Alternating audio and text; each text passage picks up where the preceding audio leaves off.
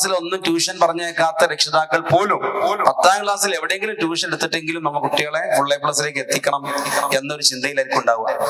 അപ്പൊ ആമുഖമായി SSLC പരീക്ഷ എഴുതാൻ പോകുന്ന എല്ലാ കുട്ടികൾക്കും ഉന്നത വിജയങ്ങൾ ആശംസിക്കുന്നു. നമ്മൾ ചെറിയ ക്ലാസ്സിലായിരുന്ന സമയത്തൊക്കെ നമ്മുടെ മനസ്സിലുണ്ടായിരുന്ന സ്വപ്നങ്ങളല്ല നമ്മൾ വലുതാകുമ്പോൾ നമ്മളിൽ ഉണ്ടാകുന്നത്. അല്ലെങ്കിൽ 1ാം ക്ലാസ്സിൽ നമ്മൾ ഇരിക്കുന്ന സമയത്ത് ടീച്ചർ ചോദിച്ചിട്ടുണ്ടാകാം എന്താവാനാണ് ആഗ്രഹം. ആ 1ാം ക്ലാസ്സിൽ നമ്മുടെ മനസ്സിലുണ്ടായിരുന്ന ആഗ്രഹങ്ങളാണോ ഇപ്പൊ ഉള്ളത്? അല്ല. 1ാം ക്ലാസ്സിൽ ഒരു പക്ഷെ നമ്മുടെ ലിമിറ്റഡ് സ്റ്റോപ്പ് ബസ് കയറിപ്പോയ ആൾക്കാർക്ക് തോന്നിയിട്ടുണ്ടാകും പാറി പറന്നു പോകുന്ന ബസിന്റെ ഡ്രൈവർ ആവണം. പിന്നീടാണ് നമ്മൾ വലിയ കണ്ടെയ്നർ ലോറി പോകുന്നത് കണ്ടിട്ടുണ്ടാവുക. അപ്പൊ തോന്നും ഈ ലോറിയുടെ ഡ്രൈവർ ആവണം എനിക്ക് വലുതാകുമ്പോൾ. കാലങ്ങൾ വീണ്ടും നീങ്ങി നമ്മൾ മുറ്റത്തെത്തുമ്പോൾ ഫ്ലൈറ്റ് പോകുമ്പോ തോന്നും ഇത് കൊള്ളാലോ, ആകാശത്ത് പറവകളെ പോലെ പറക്കുന്ന ഈ വാഹനത്തിന്റെ ഡ്രൈവറായി അടിപൊളിയാകും അല്ലെ. അതിനിടയിൽ JCB ഡ്രൈവറാകാൻ മോഹം വന്നിട്ടുണ്ടാകും. ഇങ്ങനെ പല പല പല മോഹങ്ങളിലൂടെ നമ്മുടെ മനസ്സുകൾ കടന്നു പോയിട്ടുണ്ടാകും. എന്നാൽ കുറച്ചും കൂടി വലുതായി നമ്മൾ 8ാം ക്ലാസ് 9ാം ക്ലാസ് ഒക്കെ കഴിഞ്ഞ് 10ാം ക്ലാസ്സിലേക്ക് എത്തിയപ്പോ നമ്മുടെ പെർസ്പെക്റ്റീവ് ഒക്കെ മാറി. കുറെ വിവരങ്ങൾ നമുക്ക് കിട്ടി.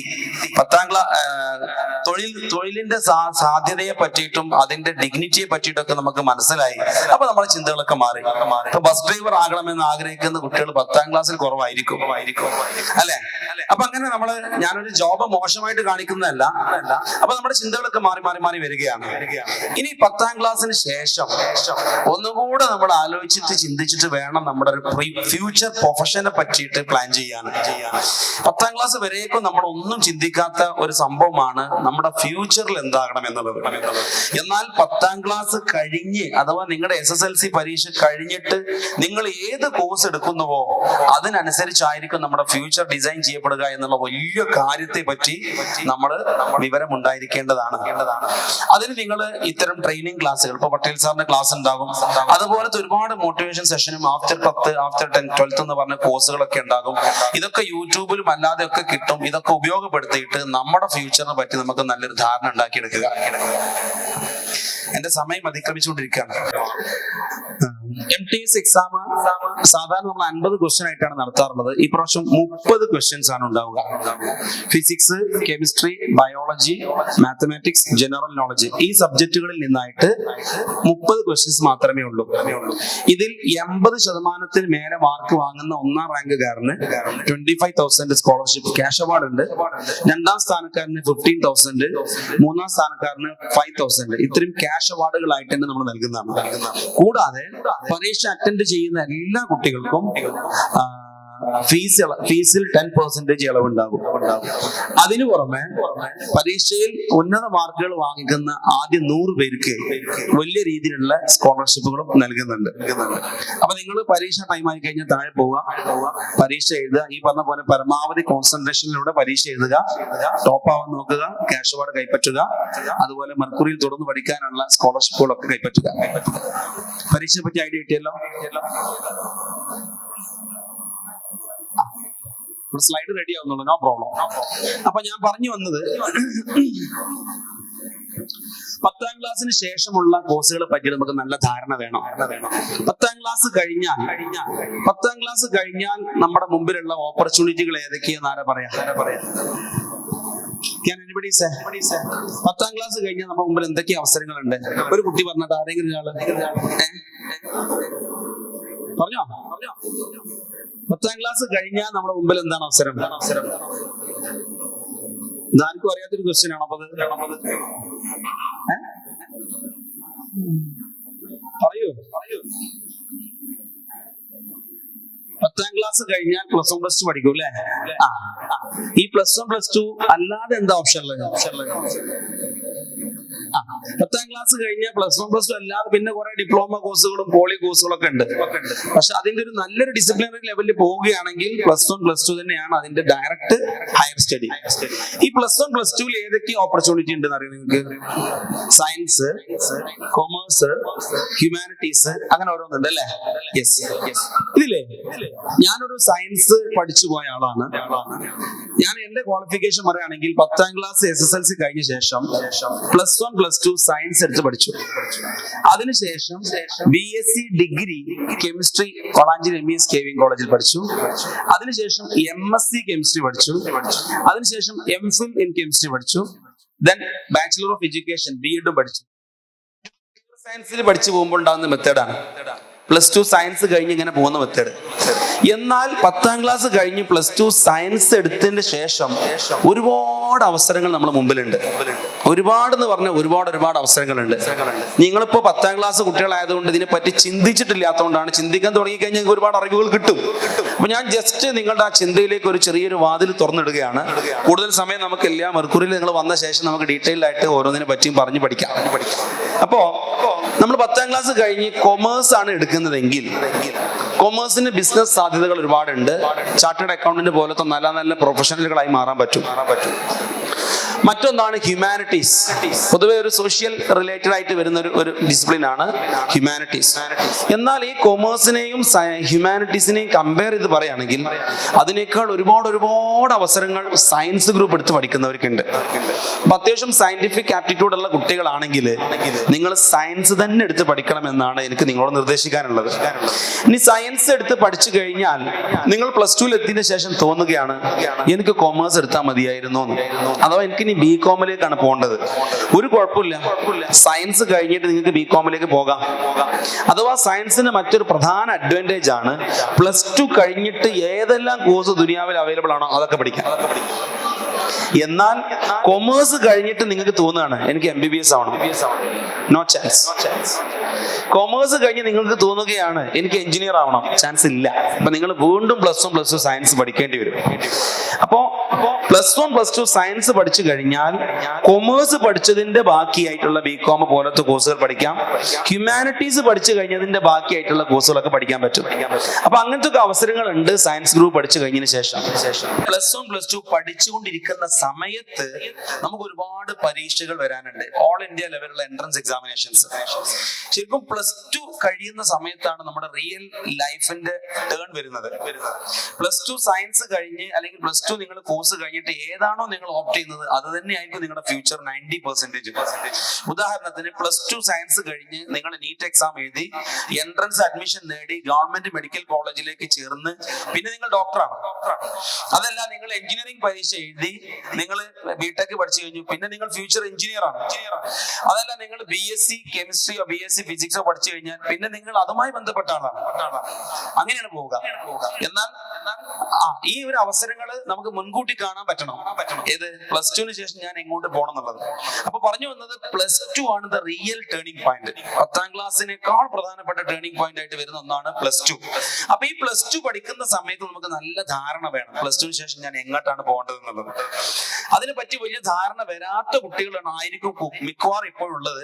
ഈ കുട്ടികൾ ചെയ്യേണ്ടത്, നിങ്ങൾ ആപ്റ്റിറ്റ്യൂഡ് ടെസ്റ്റുകൾ ഓൺലൈൻ വഴി ഒരുപാട് ആപ്റ്റിറ്റ്യൂഡ് ടെസ്റ്റുകൾ ഉണ്ട്, ഒരുപാട് ആപ്പുകൾ ഉണ്ട്. ഇതൊക്കെ ഉപയോഗിച്ചിട്ട് നിങ്ങളുടെ അഭിരുചി ഏതാണെന്ന് തിരിച്ചറിയുക. അതിനനുസരിച്ച് നിങ്ങൾ ഗോൾ സെറ്റ് ചെയ്ത് പഠിച്ചു പോകണം. ഓക്കെ. അപ്പോ ഈ +2 പഠിച്ചുകൊണ്ടിരിക്കുന്ന സമയത്ത് നീറ്റ് പരീക്ഷയുടെ ഫുൾ ഫോം ആർക്കറിയാം? നീറ്റിന്റെ ഫുള്ള് ആരെങ്കിലും പറയാം? നീറ്റിന്റെ ഫുൾ ഫോം? Nobody?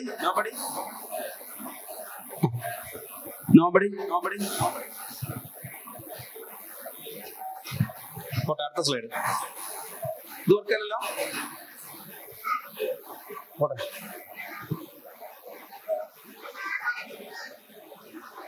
ആർക്കെങ്കിലും അറിയോ നീറ്റിന്റെ ഫുൾ ഫോം?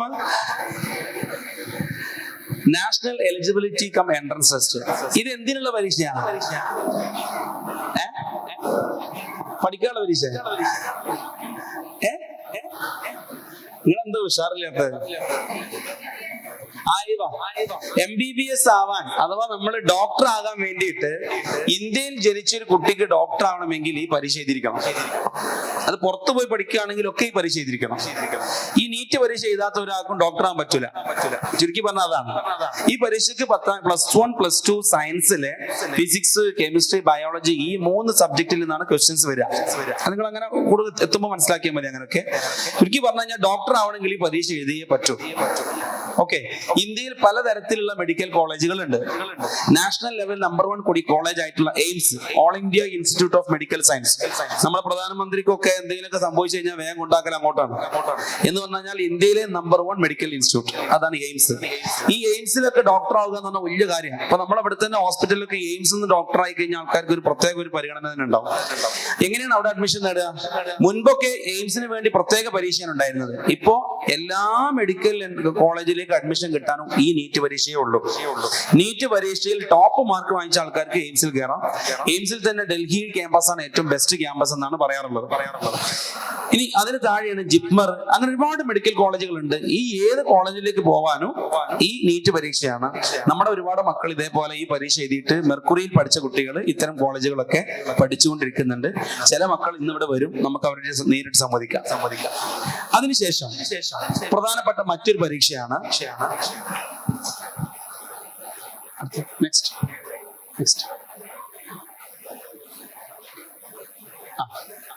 മക്കളെ, ഈ പ്രധാനപ്പെട്ട പരീക്ഷകളെ പറ്റിയാണ് ഞാൻ പറഞ്ഞുകൊണ്ടിരിക്കുന്നത്. അപ്പൊ ഞാനിപ്പോ ഈ നീറ്റ് എന്ന ഈ പരീക്ഷയെ പറ്റിയാണ് ഇപ്പൊ പറഞ്ഞത്. നീറ്റ്, പിന്നെ അഗ്രികൾച്ചറൽ മേഖലയിലുള്ള ആൾക്കാർക്ക് താല്പര്യമുള്ള ആൾക്കാർക്കുള്ള പരീക്ഷ ഐക്കാറ് തുടങ്ങിയ പ്രധാനപ്പെട്ട പരീക്ഷകൾ അവിടെ ഉണ്ട്. ഇവിടെ നോക്കൂ, എഞ്ചിനീയറിംഗ് മേഖലയിലെ നമ്പർ 1 എക്സാം ആണ് JEE മെയിൻ. നിങ്ങൾക്കറിയാമോ, ഇന്നത്തെ ലോകം ശരിക്കും നിയന്ത്രിക്കുന്നത് ടെക്നോളജി ബേസ്ഡ് ആണ്.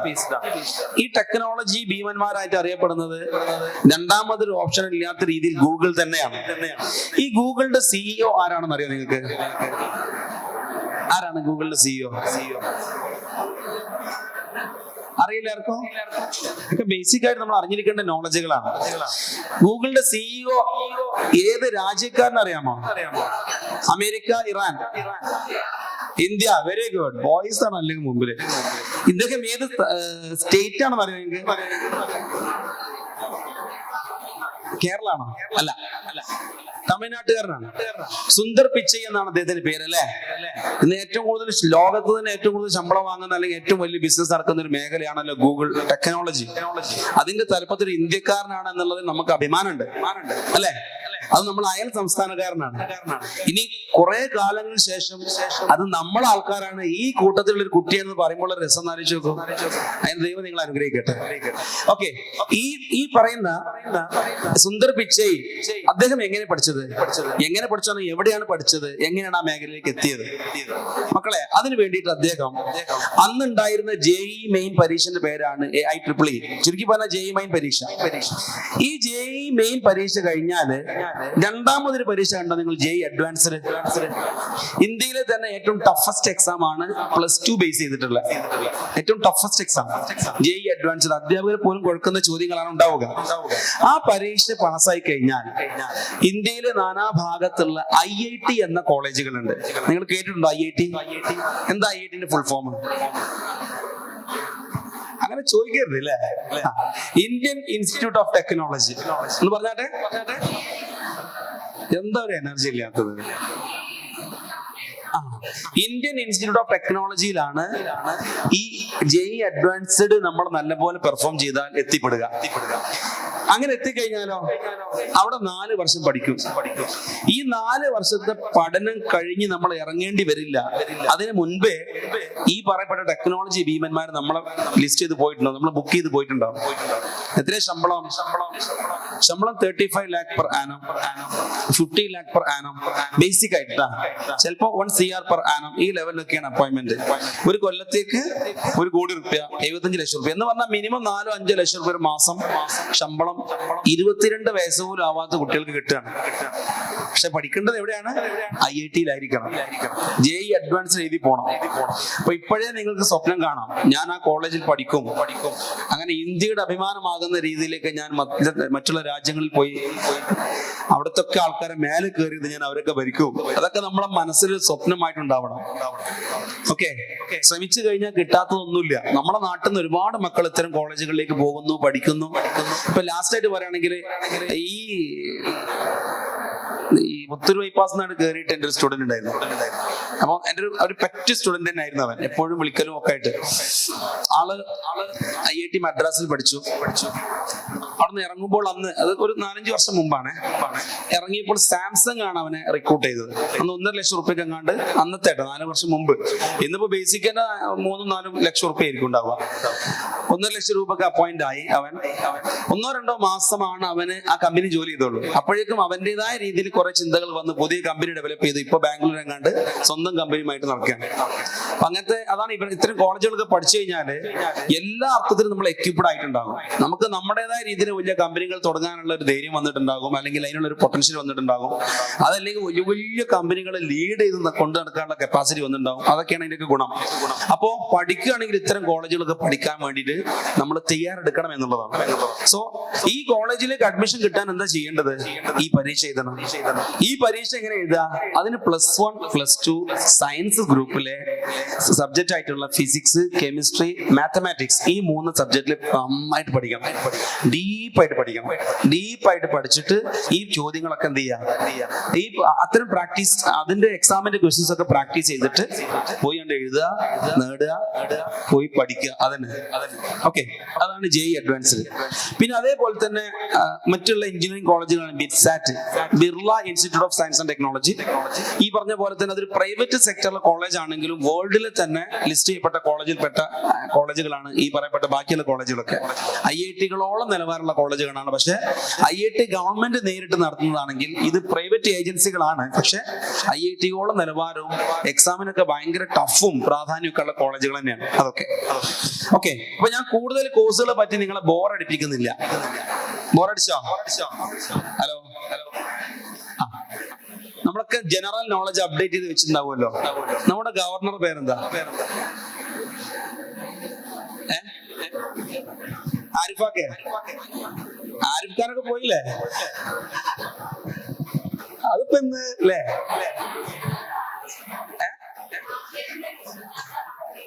Very good, very good, very good. Integrated school programme എന്ന് പറഞ്ഞു കഴിഞ്ഞാല് +1 +2 പഠിക്കുന്നതോടൊപ്പം തന്നെ എൻട്രൻസിന് നല്ല പവർഫുൾ കോച്ചിങ് കിട്ടുന്ന രീതിയിലേക്ക് +1 +2 പഠിക്കുക.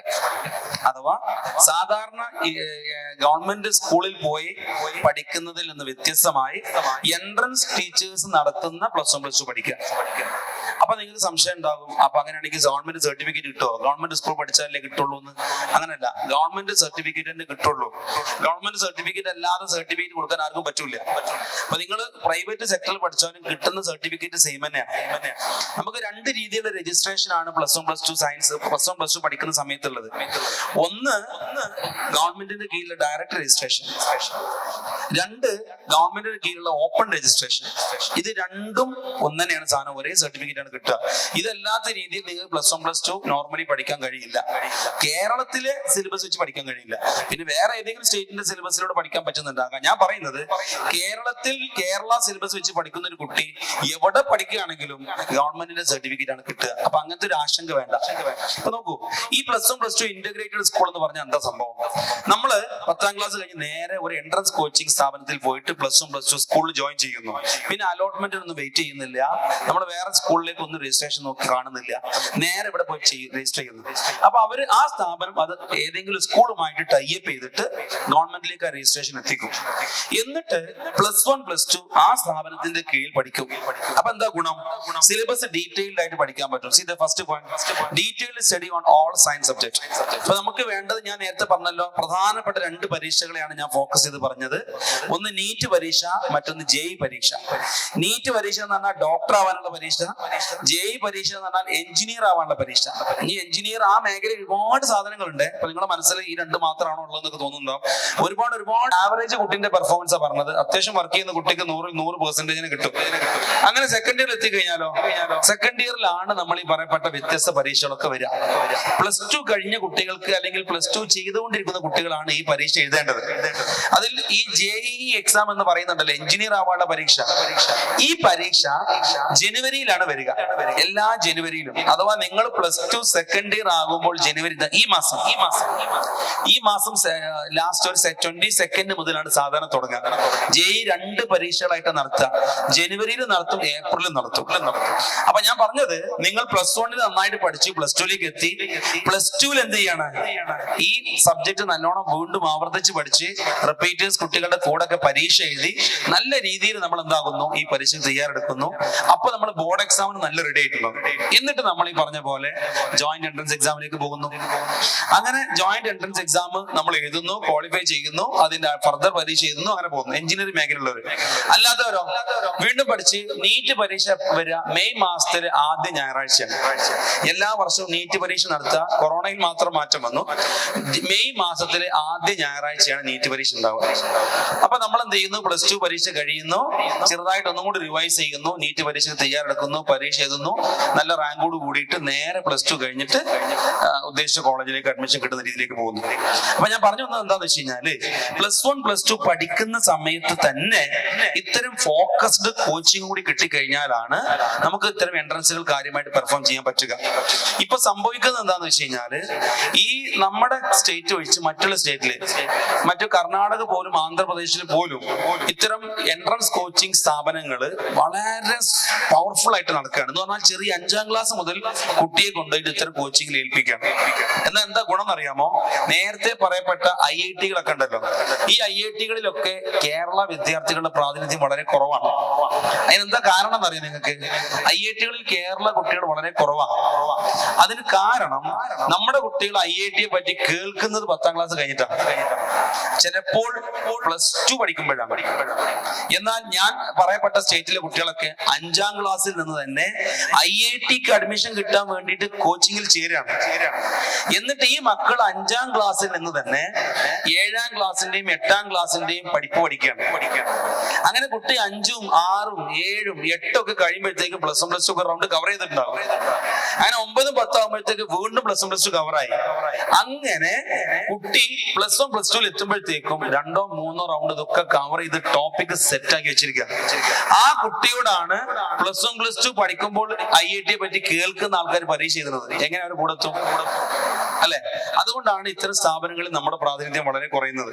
എന്നാൽ നമ്മുടെ മക്കൾക്ക് എഫിഷ്യൻസി നല്ല കൂടുതലായതുകൊണ്ട് തന്നെ ഈ +1 +2 വെച്ച് പഠിച്ചിട്ട് തന്നെ പിടിച്ചെടുത്ത് ഇത്തരം കോളേജുകളിലേക്ക് പോകാൻ നമ്മുടെ കുട്ടികൾ കഴിവുണ്ട് എന്നുള്ളതാണ്. അപ്പോ പറഞ്ഞ ഇന്റഗ്രേറ്റഡ് സ്കൂളിൽ ചെയ്യുകയാണെങ്കിൽ ഈ പറഞ്ഞ രീതിയിൽ ഡീപ്പായിട്ട് പഠിക്കാനോ തുടർന്ന് ഇത്തരം കോളേജുകളിലേക്ക് അഡ്മിഷൻ നേടാനൊക്കെ പറ്റും. മറ്റൊരു ഫീച്ചർ, നമ്മൾ ഈ പ്രോഗ്രാം മെർക്കുറിയുടെ കീഴിൽ ഈ പ്രോഗ്രാം ഉണ്ട്, ഞാൻ പറഞ്ഞല്ലോ. മെർക്കുറിയുടെ കീഴിൽ ഇന്റഗ്രേറ്റഡ് എൻട്രൻസ് ക്ലാസ്സുകൾ നടക്കുന്നുണ്ട്. നമ്മുടെ സിസ്റ്റത്തിൽ ഏറ്റവും പ്രധാനപ്പെട്ട ഒന്നാണ് റെഗുലർ അസസ്മെന്റ്. എപ്പോഴും എക്സാമുകൾ നടത്തി കുട്ടി പഠിച്ചതിന് ഇങ്ങനെ ഇവാലുവേറ്റ് ചെയ്യാനുള്ള ഒരു അവസരം ഉണ്ടായിരിക്കും. ദെൻ സർട്ടിഫിക്കേഷൻ, ഞാൻ പറഞ്ഞല്ലോ, ഗവൺമെന്റ് സർട്ടിഫിക്കറ്റ് തന്നെയാണ് കിട്ടുക. കൂടാതെ ഈ പറഞ്ഞ എൻട്രൻസ് പരീക്ഷകളിലേക്കൊക്കെ നല്ല രീതിയിൽ പെർഫോം ചെയ്യാൻ പറ്റുന്ന രീതിയിൽ കുട്ടിയെ തയ്യാറാക്കും. ഇത്രയുമാണ്. അപ്പോ ഈ വിദ്യാർത്ഥികളോട് ഞാൻ റിക്വസ്റ്റ് ചെയ്യുന്നത്, അല്ലെങ്കിൽ ഞാൻ നിങ്ങൾക്കുള്ള ഒരു നിർദ്ദേശം തരുന്നത്, നല്ല പഠിക്കാൻ കഴിവുള്ള കുട്ടികൾക്ക് ശരിക്കും പറയുകയാണെങ്കിൽ ഇത്തരം കോച്ചിങ്ങുകൾ +1 +2 തന്നെ ഡീപ്പായിട്ട് കിട്ടേണ്ടതുണ്ട്. പക്ഷേ രക്ഷിതാക്കളുടെയും കുട്ടികളുടെയും വിചാരം നമ്മളെ ഗവൺമെന്റ് സ്കൂളിൽ പഠിച്ചാൽ ഇതാണ് പൂർണ്ണമാകുള്ളൂ എന്നുള്ളതാണ്. ശരിക്കും ഞാൻ ഗവൺമെന്റ് സ്കൂളുകൾ മോശമാക്കാനല്ല, കോമ്പറ്റേറ്റീവ് എക്സാം എഴുതിയിട്ട് ആ മേഖലയിലേക്ക് വളർന്നു പോകാൻ ആഗ്രഹിക്കുന്ന കുട്ടികളാണെങ്കിൽ നിങ്ങൾ അത്തരം സ്കൂളുകളിൽ പോയിട്ട് നിങ്ങളുടെ ലൈഫ് കളയരുത്. ഞാൻ ആ വാക്ക് തന്നെ ഉപയോഗിക്കുന്നത്. 2 വർഷം നിങ്ങൾ സാധാരണ ബിലോ ആവറേജ് കുട്ടികളും ഒക്കെ ഉള്ള സ്ഥലത്ത് പോയി കെട്ടിത്തിരിഞ്ഞ് എന്താ പറയാ, നമ്മുടെ കയ്യിലുള്ള സബ്ജക്റ്റും പോയി നമ്മുടെ ഒരു ഡിസിപ്ലിനും പോകുന്ന ഒരു അവസ്ഥയിലേക്ക് മാറിപ്പോകും. അതേസമയത്ത് ഇത്തരം സ്ഥാപനങ്ങളിൽ വന്ന് +1 തുടക്കത്തിലെ മുതൽ ഡീറ്റെയിൽഡ് ആയിട്ട് പാഠഭാഗങ്ങൾ പഠിച്ച് എൻട്രൻസിലേക്ക് തയ്യാറെടുത്ത് +2 കഴിഞ്ഞ് എൻട്രൻസ് എഴുതിയിട്ട് നമ്മൾ ഉദ്ദേശിക്കുന്ന കോളേജിലേക്ക് എത്തുന്ന രീതിയിലേക്ക് പറ്റും. കഴിവുള്ള കുട്ടികൾക്ക് ഇതിന് അവസരം ഉണ്ടാകും. എന്നാൽ നല്ല കഴിവുള്ള കുട്ടികൾക്ക് ഈ സംഭവത്തെ പറ്റി ബോധ്യമില്ലാതെ, രക്ഷിതാക്കൾക്കും ബോധ്യമില്ലാതെ ഈ സർട്ടിഫിക്കറ്റിന്റെ കാര്യത്തിൽ ആശങ്കപ്പെട്ട് ഇത്തരം സ്ഥാപനങ്ങളിലേക്ക് പോവുകയും സെക്കൻഡ് ഇയർ എത്തുമ്പോൾ എൻട്രൻസിനെ പറ്റി പറയുമ്പോൾ അങ്ങനെ ചേർത്തിയാൽ മതിയായിരുന്നു, ഞാൻ അവിടെ പോയി അവിടെ കുറെ ചെക്കന്മാരും കൂടെ കളിച്ചു നടന്ന് കുറെ സമയം പോയി എന്ന് രക്ഷിതാക്കൾ പിന്നീട് കുറ്റബോധം പറയുന്ന അവസരം ഉണ്ടാവാതിരിക്കാൻ വേണ്ടിയിട്ടാണ് ഞാൻ ഈ പറയുന്നത്. അപ്പോ +1 +2 നിങ്ങൾക്ക് എൻട്രൻസ് മേഖലയിലൂടെ പോയി നേരത്തെ ഞാൻ പറഞ്ഞ IIT-കളിലും NIT-കളിലും മെഡിക്കൽ കോളേജുകളിലൊക്കെ പഠിച്ച് നിങ്ങളുടെ ഫ്യൂച്ചർ നല്ല കളർഫുൾ ആകുന്ന രീതിയിലേക്കാണ് നിങ്ങൾ ഉദ്ദേശിക്കുന്നതെങ്കിൽ ഇന്റഗ്രേറ്റഡ് സ്കൂൾ പ്രോഗ്രാം തന്നെ ഓപ്റ്റ് ചെയ്യണമെന്ന് നിങ്ങളോട് റിക്വസ്റ്റ് ചെയ്യാണ്. ഞാൻ ഞാനിനി കൂടുതൽ വിഷയങ്ങളിലേക്ക് കടക്കാതെ നമ്മുടെ പ്രോഗ്രാമിന്റെ അടുത്ത സെഷനിലേക്ക് കടക്കാനായിട്ടുണ്ട്. അതിന് മുന്നോടിയായിട്ട് മെർക്കുറിയിൽ പഠിച്ച് നമ്മുടെ മെർക്കുറിയിൽ അധ്യാപകനായി വന്നുകൊണ്ടിരിക്കുന്ന ഒരു MBBS സ്റ്റുഡന്റ് ഉണ്ട്. നല്ല നമ്മുടെ മെർക്കുറിയുടെ ഒരു അസറ്റാണ് ആള്. ഇസ്ലാമികരുമായിട്ട് ഖുർആൻ മനഃപ്പാടമാക്കിയ ആളാണ്. അങ്ങനെ മെർക്കുറിയിൽ മൂപ്പര് റിപ്പീറ്റ് ചെയ്യുകയും +2 കഴിഞ്ഞിട്ട് റിപ്പീറ്റ് ചെയ്യുകയും റിപ്പീറ്റ് ചെയ്ത് അങ്ങനെ മെഡിക്കൽ നീറ്റ് എക്സാം ക്വാളിഫൈ ചെയ്ത് ഇപ്പോൾ പെരിന്തൽമണ്ണ MES മെഡിക്കൽ കോളേജിൽ MBBS തുടർത്തിക്കൊണ്ടിരിക്കുകയും ചെയ്യുന്നു നമ്മുടെ വിദ്യാർത്ഥികളുടെ പ്രിയങ്കരനായ നാഫി സാർ. ഞാൻ നിങ്ങളോട് സംസാരിക്കാൻ വേണ്ടി നാഫി സാറിനെ ഇൻവൈറ്റ് ചെയ്ത് എന്റെ വാക്കുകൾ നിർത്തുന്നു. Thank you. Good morning. ഈ കുട്ടികൾക്ക് വരെ ഇതിലേറെ സൗണ്ട് ഉണ്ട്. ഒന്ന് ഉറക്കനെ പറഞ്ഞേ ഗുഡ് മോർണിംഗ്. ഓക്കെ. സോ എന്നെ കുറിച്ച് സാർ എന്തൊക്കെയോ പറഞ്ഞു, സത്യമാണോന്ന് അറിയില്ല, ബട്ട് കുഴപ്പമില്ല, ഒരു കോംപ്ലിമെന്റ് ആയിട്ട് ഞാൻ എടുത്തിട്ടുണ്ട്. എനിക്ക് അലോട്ട് ചെയ്ത ടൈം വെറും 5 മിനിറ്റ് ആണ്. സോ അതിനു മുമ്പ് ഞാൻ നിങ്ങളോട് കുറച്ച് കാര്യങ്ങൾ പറയാൻ വേണ്ടിയിട്ടാണ് ഇവിടെ കയറിയത്.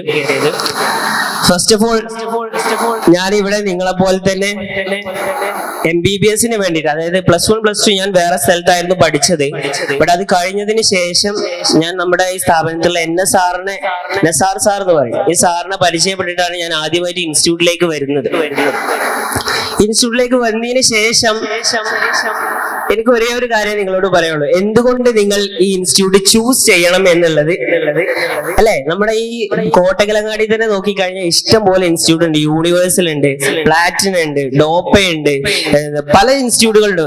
എന്തുകൊണ്ട് അതിന് ഓവറായിട്ട് മെർക്കുറി നമ്മൾ ചൂസ് ചെയ്യണം എന്നുള്ളതിന് ഞാൻ എന്റെ ലൈഫിൽ നിന്ന് കിട്ടിയ ഒരു കാര്യം നിങ്ങളോട് പറഞ്ഞിട്ട് ഞാൻ ജസ്റ്റ് വൈൻഡ് അപ്പ് ചെയ്യാണ്. നിങ്ങളെല്ലാവരും 10ാം ക്ലാസ്സിൽ, ഇതിൽ 10ാം ക്ലാസ്സിലെ പിള്ളേർ എത്തുന്നുണ്ട്? കൈ ചോദിച്ചേ ജസ്റ്റ്. ഓ, മെജോറിറ്റി 10ാം ക്ലാസ് ആണല്ലേ. അപ്പോൾ ബാക്കിയുള്ളവരൊക്കെ എവിടെ പോയി? ഓക്കെ, ഇനി എന്നെ നിങ്ങൾക്ക് പരിചയം ഉണ്ടാവില്ല 10ാം ക്ലാസ് പിള്ളേരായതുകൊണ്ട്. ഇവിടെ ഉള്ള പിള്ളേർക്ക് എന്നെ പരിചയം ഉണ്ടാവും, ബാക്കിയുള്ളവർക്ക് പരിചയം ഉണ്ടാവില്ല. മൈസെൽഫ് മുഹമ്മദ് അബ്ദുൽ നാഫിർ. ഞാൻ ഇവിടെ പഠിച്ചതാണ്. ഇപ്പോ MBBS ചെയ്തുകൊണ്ടിരിക്കുകയാണ്, 3rd ഇയർ ആണ്. അതുപോലെ തന്നെ MES മെഡിക്കൽ കോളേജിലാണ് ചെയ്തുകൊണ്ടിരിക്കുന്നത്, പെരിന്തൽമണ്ണ. ഇനി എന്തുകൊണ്ട് ഞാൻ ചോദിച്ചില്ലേ, ഒരു ക്വസ്റ്റ്യൻ ചോദിച്ചില്ലേ, എന്തുകൊണ്ട് മെർക്കുറി ചൂസ് ചെയ്യണം എന്നുള്ളത്. ഫസ്റ്റ് ആയിട്ട് ഞാൻ ഇവിടെ 2 വർഷം റിപ്പീറ്റ് ചെയ്ത്, 2 വർഷം എന്ന് പറഞ്ഞാൽ ഫസ്റ്റ് +2 കഴിഞ്ഞ ഒരു വർഷവും അതുപോലെ തന്നെ അതിന്റെ പിറ്റത്തെ വർഷം, 2ാമത്തെ പ്രാവശ്യം റിപ്പീറ്റ് ചെയ്തപ്പോഴാണ് എനിക്ക് എന്ത് കിട്ടിയത്, നീറ്റ് കിട്ടിയിട്ടുള്ളത്. നിങ്ങൾ കോമൺ സെൻസ് ഉള്ള ആളുകളാണ് ചിന്തിച്ചാൽ മതി. ഒരു വർഷം ഒരു സ്ഥലത്ത് പഠിച്ച് 2ാമത്തെ വർഷം നമുക്ക് മാറാൻ ചാൻസ് ഉണ്ടായിട്ട് വീണ്ടും ഓവർ അവിടെ തന്നെ നമ്മൾ തുടരുകയാണെങ്കിൽ സംതിങ് ദർ, എന്തോ ഉണ്ട് അവിടെ, അല്ലേ? അങ്ങനെയല്ലേ? നമ്മൾ ഫസ്റ്റ് ഒരു വർഷം ഒരു സ്ഥലത്ത് പഠിച്ച് 2ാമത്തെ വർഷം നമുക്ക് അവിടെ ചൂസ് ചെയ്യാൻ വേറെ ബെറ്റർ ഓപ്ഷൻസ് നോക്കാം, എനിത്തിങ്. അപ്പൊ നമുക്ക് ചൂസ് ചെയ്യാൻ ഒരു ഓപ്ഷൻ ഉണ്ടായിട്ട് വീണ്ടും അഗൈൻ ആ ഓപ്ഷൻ ചൂസ് ചെയ്യുമ്പോൾ സംതിങ് ദർ, അല്ലെ? അതിൽ ഞാൻ കണ്ടത് ഏറ്റവും വലുത് ഫ്രണ്ട്ലി അറ്റ്മോസ്ഫിയർ ആണ്. ഏറ്റവും വലുത്. നിങ്ങൾക്ക് വേറെ ഇൻസ്റ്റിറ്റ്യൂട്ടിലൊന്നും പോയാൽ കിട്ടാത്ത ഒരേ ഒരു സാധനം ഇവിടെ കിട്ടുള്ളൂ, അത് ഫ്രണ്ട്ലി അറ്റ്മോസ്ഫിയർ മാത്രമാണ്. നിങ്ങൾ വലിയ ഇൻസ്റ്റിറ്റ്യൂട്ട് പോയൊക്കെ, നിങ്ങളവിടെ ഞാൻ ആദ്യം പഠിച്ചത് വലിയൊരു ഇൻസ്റ്റിറ്റ്യൂട്ടിലാണ്. വലിയ ഇൻസ്റ്റിറ്റ്യൂട്ട് പറഞ്ഞാൽ അവിടെ +1 +2 മാത്രം 1800 പിള്ളേരുണ്ട്. എപ്പോ റാങ്ക് വന്നാലും നമ്മളെ റാങ്ക് 1500 800 ഉള്ളിലായിരിക്കും. ഒരിക്കലും നമുക്ക് ടോപ്പ് 100 ടോപ്പ് 500 പോലും നമുക്ക് വരാൻ കഴിയില്ല. സോ അവര് ഏറ്റവും മുന്നിലുള്ള പിള്ളേരെ മാത്രമേ നോക്കുള്ളൂ. അപ്പൊ അതാ പറഞ്ഞത്, നമ്മൾ ഏറ്റവും എന്നിരുന്നാണ്ട് ഏറ്റവും ലോവസ്റ്റ് ആയിട്ടുള്ള ഇൻസ്റ്റിറ്റ്യൂട്ട് തിരഞ്ഞെടുക്കുന്നത്. ഇത് ഏറ്റവും ലോവസ്റ്റ് അല്ല, ഇത് ഏറ്റവും പ്രീമിയം ആണ്. ബട്ട് സെലക്ടഡ് സ്റ്റുഡൻസ് ആണ് ഉള്ളത്. ഓക്കെ, അപ്പൊ ഞാൻ എന്റെ കാര്യം മാത്രമല്ല പറയുന്നത്. ഇപ്പൊ എന്റെ വൈഫ് ഉണ്ട് ഇവിടെ. ഞാനിപ്പോ ന്യൂലി മാരീഡ് ആണ്. എന്റെ വൈഫ് വന്നിട്ടുണ്ട്. എന്റെ വൈഫും ഇവിടെ തന്നെ പഠിച്ചതാ, മെർക്കുറിയിൽ പഠിച്ചതാണ്. അവളും ഇപ്പോ കാലിക്കറ്റ് മെഡിക്കൽ കോളേജിൽ MBBS ചെയ്തുകൊണ്ടിരിക്കുക. സോ അതുകൊണ്ട് മാത്രമാണ് ഞാൻ പറയുന്നത്, നിങ്ങൾക്ക് ബെറ്റർ ആയിട്ടുള്ള ഒരു ഓപ്ഷൻ എന്ന് പറയുന്നത് ഒന്നുമല്ല, ഇവിടുത്തെ ഫ്രണ്ട്ലി അറ്റ്മോസ്ഫിയർ ആണ്. സോ എനിക്ക് അലോട്ട് ചെയ്ത ടൈം എന്തായാലും കഴിഞ്ഞിട്ടുണ്ട്. അപ്പൊ എല്ലാവരും നന്നായിട്ട് എക്സാം എഴുതൂലേ? ഇതെന്താണ് ഒരുമാതിരി പള്ളിക്കാട്ടിക്ക് സലാം പറഞ്ഞ മാതിരി? ഒന്ന് ഉറക്കനെ പറയും, എഴുതൂലേ? നിങ്ങൾക്ക് എല്ലാവർക്കും ലൈഫിൽ ഒരു ചാൻസ് കിട്ടും. നമ്മളെ കഥകിൽ ഒന്നിങ്ങനെ മുട്ടും, ഓപ്പർച്യൂണിറ്റി ഒരു ടൈം. രണ്ടാം വട്ടം ചില ആളുകൾക്ക് മുട്ടും, പക്ഷെ മൂന്നാം വട്ടം എന്തായാലും മുട്ടിക്കോണമെന്നില്ല. അപ്പൊ ഫസ്റ്റ് മുട്ടുമ്പോ തന്നെ ഒന്ന് തുറന്നു നോക്കുക കേട്ടോ. ഓക്കെ അല്ലേ? Anyway thank you. നിങ്ങൾ എല്ലാവരും ബെറ്റർ ആയിട്ട് എക്സാം എഴുതാം. Thank you very much. Nooruddin സാറിന്റെ ക്ലാസ് ഇഷ്ടമായോ? കുറെ കാര്യങ്ങളൊക്കെ മനസ്സിലാക്കാൻ പറ്റിയില്ലേ? പക്ഷെ ഇനിയും കുറെ കാര്യങ്ങളുണ്ട്, അത് ഡീറ്റെയിൽ ആയിട്ടുള്ള കാര്യങ്ങൾ നമുക്ക് പറയാം കേട്ടോ. യെസ്, നമ്മുടെ പ്രശസ്തനായ മോട്ടിവേഷണൽ സ്പീക്കർ, നമ്മുടെ ഏറെ പ്രിയങ്കരനായിട്ടുള്ള, നമുക്ക് ഏറ്റവും സുപരിചിതമായിട്ടുള്ള ശബ്ദം, വാക്കുകൾക്കുടമ ശ്രീ നിഷാദ് പട്ടേൽ സാർ വന്നിട്ടുണ്ട്. അദ്ദേഹത്തിന് നല്ലൊരു കൈയടി. എപ്പോഴും ഏത് സമയത്തും വിളിച്ചു കഴിഞ്ഞാൽ വരുന്ന ആളാണ്. അതേപോലെ തന്നെ സംസാരിച്ചു കഴിഞ്ഞാൽ വിദ്യാർത്ഥികളുടെ ഹൃദയത്തിലേക്ക് കയറി ഇരുന്ന് അവർക്ക് എപ്പോഴും ഒരു 0 ഡിഗ്രി സെന്റിഗ്രേഡിലെ മനസ്സ് തണുത്ത് അവർക്ക് ഒരുപാട് ഉൾവിളികൾ ഉണ്ടാക്കുന്ന കുറെ വാക്കുകൾ, കുറെ കാര്യങ്ങൾ അദ്ദേഹത്തിന് പഠിക്കാൻ പറ്റും. അദ്ദേഹത്തെ വെൽക്കം ചെയ്യാണ്. അദ്ദേഹത്തിന് ഈ പ്രോഗ്രാമിലേക്ക് നിങ്ങളുടെ അനുവാദത്തോട് കൂടിയിട്ട് സ്വാഗതം ചെയ്യാണ്. നിറഞ്ഞ ഇന്നത്തെ ഈ ഇവന്റിന്റെ കോർഡിനേറ്റേഴ്സ്, മഹത്തായ ഒരു പ്രോഗ്രാം നടക്കുന്ന ഈ വേദിയിൽ ഇനാഗുറേഷൻ സെറമണിയൊക്കെ നടക്കാനിരിക്കുകയാണ്. അതിന് മുന്നോടിയായിട്ട് നിങ്ങളുമായിട്ട് ഇന്നേ ദിവസം ഒരല്പനേരം കൺവേഴ്സ് ചെയ്യാനുള്ള അവസരം തന്ന മലയാള മനോരമയോടും ലോറൻ മെർക്കുറി എന്ന് പറയുന്ന മഹത്തായ സ്ഥാപനത്തോടുമുള്ള നന്ദി രേഖപ്പെടുത്തട്ടെ. എനിവേ, 10th-ലെയും +2-ലെയും കുട്ടികൾ ആൻഡ് പാരന്റ്സ് അല്ലേ, അങ്ങനല്ലേ? ഓർണോ? ഒരു നല്ല ക്ലാപ്പ് വന്ന്. ക്ലാപ്പിന് ശക്തി ഒട്ടുമില്ലല്ലോ, ഒന്നുകൂടെ നന്നായി ക്ലാപ്പ് ചെയ്തേ. Very good, really appreciate. നമുക്ക് ഒത്തിരി കാര്യങ്ങൾ പറയാൻ ഒത്തിരി സമയം നമ്മുടെ മുമ്പിലില്ല. ഒത്തിരി കാര്യം പറയാൻ ഇത്തിരി സമയമുള്ളൂ. ഉള്ള സമയത്തിനെ അല്പം കൂടെ പ്രൊഡക്റ്റീവായിട്ട് ഉപയോഗിക്കണം എന്ന് ആഗ്രഹമുണ്ട്. എല്ലാവരും കൂടെ നിൽക്കോ? യെസ്, ഹാപ്പി അല്ലേ? വാമല്ലേ? ഓക്കെ അല്ലേ? എല്ലാവരും വളരെ ഹാപ്പി മൂഡിലാണ് ഇരിക്കുന്നതെന്നാണ് എന്റെ പ്രതീക്ഷ. ഞാനൊരു അല്പം സാഡ് ആയിട്ടുള്ള ഒരു കോണ്ടെക്സ്റ്റിലാണ് ഇങ്ങോട്ട് വരുന്നത്. അതുകൊണ്ട് 10 മിനിറ്റ് അവിടെ സ്പെൻഡ് ചെയ്യേണ്ടി വന്നു. നമ്മുടെ മുമ്പിൽ 2 ഓപ്ഷൻ ഉണ്ട്. ഒന്നാമത്തെ ഓപ്ഷൻ ഇറങ്ങി നടന്ന് സംസാരിക്കുക എന്ന് പറയുന്ന ഒരു ഓപ്ഷൻ. ദ ഫസ്റ്റ് ഓപ്ഷൻ എന്ന് പറഞ്ഞാൽ എന്നെ കുറെ കൂടെ മടിയനാക്കുന്ന ഈ പോഡിയത്തിൽ തന്നെ തുടരുന്ന ഓപ്ഷൻ. ഏതാ വേണ്ടത്? ഫസ്റ്റോ സെക്കൻഡോ? വോട്ടിനിടാം, നമുക്ക് വോട്ടിനിടാം. ഇറങ്ങി നടക്കണം എന്ന് അഭിപ്രായമുള്ളവരുണ്ട്, നിൽക്കണം എന്ന് അഭിപ്രായമുള്ളവരുണ്ട്. ഇവിടെ നിന്ന് ക്ലാസ് തുടർന്നാൽ മതി എന്ന് അഭിപ്രായമുള്ളവര് കൈബുക്ക് ചെയ്യും. വളരെ വളരെ കുറഞ്ഞ ആളുകളുള്ളൂ. ഇറങ്ങി നടക്കണം എന്ന് അഭിപ്രായമുള്ളവര്. വാവ്, ഉയർന്ന കൈകൾ, കൂടുതൽ ആത്മവിശ്വാസം പകർന്നു വരുന്നു കേട്ടോ. അപ്പൊ ഞാൻ ആവർത്തിക്കുന്നു, ഉയർന്ന കൈകൾ കൂടുതൽ ആത്മവിശ്വാസം പകർന്നു തരുന്നു. യെസ്. എന്തായാലും ഒരു അല്പനേരം കൂടെ, ഫ്യൂ സെക്കൻഡ്സ് കൂടെ ഞാൻ ഇവിടെ തുടരും. ശേഷം താഴേക്ക് ഇറങ്ങും. താഴേക്ക് ഇറങ്ങി നമുക്ക് സംവദിക്കാം. കൂടെ ഉണ്ടാവും എല്ലാവരും. അല്പനേരം കൂടെ ഇവിടെ തുടരുന്നു പറയാൻ കാരണം വേറൊന്നുമല്ല, കുറഞ്ഞ ആളുകൾ ഇവിടെ തുടരാൻ ആവശ്യപ്പെട്ടിട്ടുണ്ട്. ആവശ്യപ്പെട്ട ആളുകളുടെ അഭിപ്രായം ന്യൂനപക്ഷ സ്വരമാണ്. അതിനെയും കൂടെ പരിഗണിച്ചുകൊണ്ട് അല്പസമയം ഇവിടെ തുടരുക എന്ന് മാത്രം. മിസ് മിടുക്കനല്ലേ? എന്നെ പരിചയപ്പെടുത്തി. ഞാൻ കൂടുതൽ എന്നിലേക്ക് ഇറങ്ങി സമയം കളയുന്നില്ല. ജസ്റ്റ് എ ഫോർമാലിറ്റി മാത്രം. മൈസെൽഫ് നിഷാദ്. ഞാൻ വരുന്നത് തിരൂരിൽ നിന്നാണ്. എൻ്റെ മേഖല കൗൺസിലിങ്ങും ട്രെയിനിങ്ങും ആണ്. പരിശീലന മേഖലയിൽ കഴിഞ്ഞ കുറെ വർഷങ്ങളായിട്ട് എന്നാലാവുന്നത് കോൺട്രിബ്യൂട്ട് ചെയ്യാൻ കഴിഞ്ഞു. ഇനിയും തുടർന്നും അത് നിവർത്തിച്ചുകൊണ്ടിരിക്കണമെന്ന് പ്രാർത്ഥിക്കുന്നു. പിന്നെ കൗൺസിലിംഗ് ആണ് എൻ്റെ ബാക്ക്ഗ്രൗണ്ട്, സൈക്കോളജിയാണ്. നിലവിൽ 1-2 സ്ഥാപനങ്ങളുമായിട്ട് അസോസിയേറ്റ് ചെയ്ത് പ്രവർത്തിക്കുന്നുണ്ട്. ബാക്കിയൊക്കെ വഴിയെ പറയാം. അപ്പൊ നമുക്ക് നേരിട്ട് മാറ്ററിലോട്ട് പോവാം. Are you all right? ഒരു 1 2 1 2 3 ക്ലാപ്പ് ചെയ്ത്.